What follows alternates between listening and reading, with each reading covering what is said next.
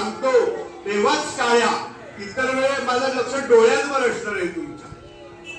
कीर्तनात महत्वाचं काय, डोळे तुमचे श्रोत्यांचे.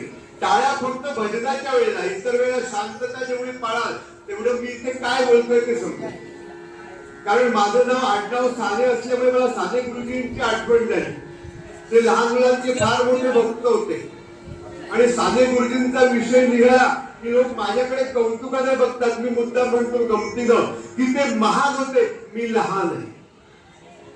पण त्यांचं एक वाक्य, त्यांची लहानपणी मी पुस्तकं पुष्कळ वाचली तुमच्या वयात असताना, 8वी 9वी 10वीच्या, आणि त्यांच्या पुस्तकावर एक घोष वाक्य लिहिलेलं होतं, ते मला अजूनही आठवतं.